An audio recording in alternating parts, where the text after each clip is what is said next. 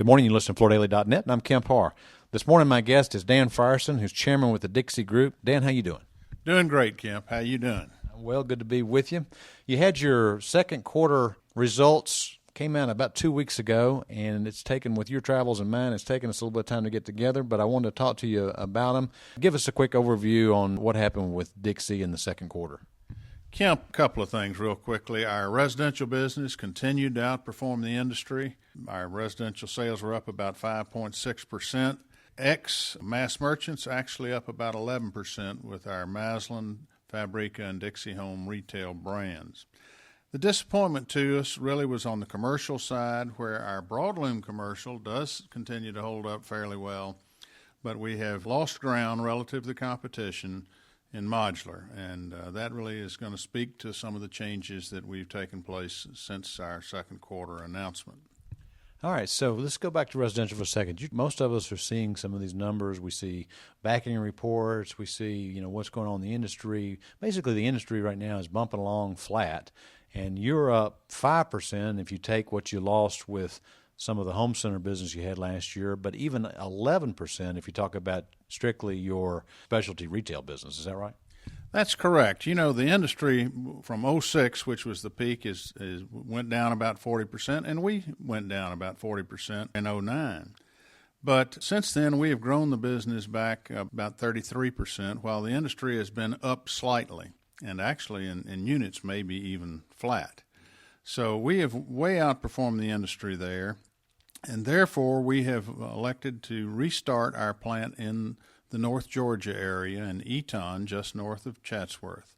And we're in the process in the second quarter of moving equipment in there and starting up that facility, which obviously did impact our profitability in the second quarter as well. So you were in that plant when everything was running smoothly before this recession started. You moved out of it, and now you're moving back in because you feel good enough about where the business is headed.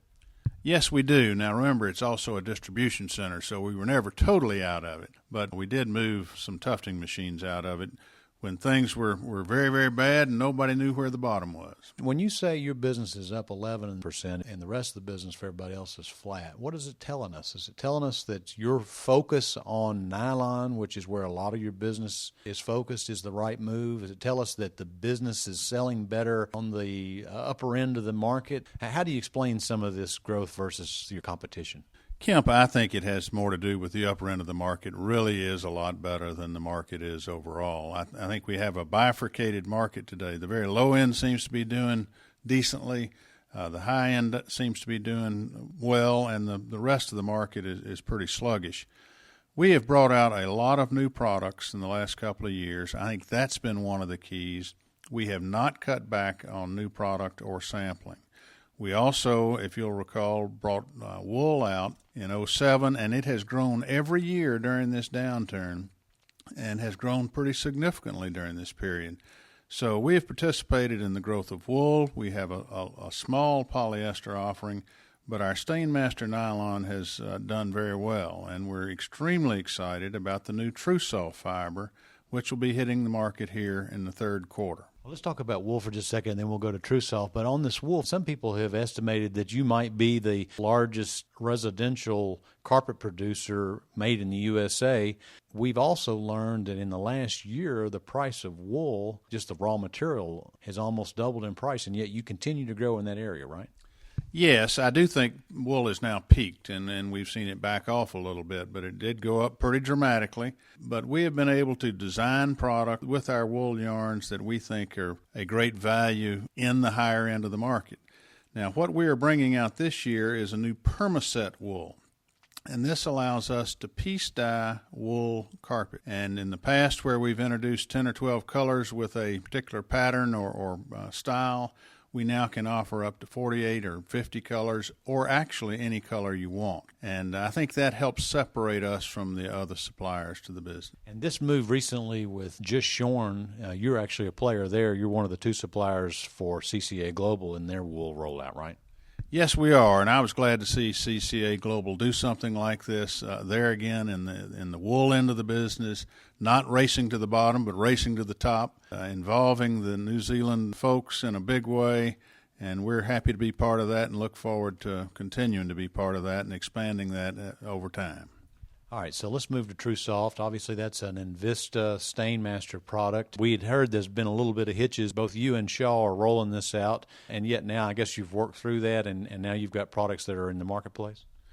The products will be in the marketplace very soon. Now, we did introduce a couple of Fabrica products earlier out of TrueSoft, but the new products that you're referring to, the rollout will be with Lowe's and then the Stainmaster flooring centers. The products have been very difficult to make. The fiber is very different from fibers we've processed before. Therefore, it's taken us longer and been a lot more expensive than we thought it would be to develop these products and get them into the marketplace. However, let me say the products we have today are beautiful. The finish is wonderful. The hand is truly, I think, the new standard soft of the industry. Well, let's next move to a recent announcement that we ran on Floor Daily last week that you have made some changes in the commercial side of the business. You had said in your conference call that you were recognizing that the industry might be doing a little bit better in that area than you were, and now you've made some personnel changes. Let's talk about that. Kemp, several years ago, maybe 5 or 8 years ago, commercial business was probably a third of our business. More recently, it's been less than 25% of our business, and we felt like we needed to do some things to rejuvenate, particularly our modular business, which we first started in late 2007. So we have brought in 2 individuals to help us with this process. Lee Martin is the new president of Masland Contract. He has over 38 years experience in the business. He was with Milliken, Mannington, and J&J, knows the industry well, and we feel like will be a great help. In addition to that, David Hobbs has joined us, and David was a long-time interface associate, at one time headed up Interface North America. Very knowledgeable fellow, and we feel like the 2 of them working together can really help propel our modular and commercial business.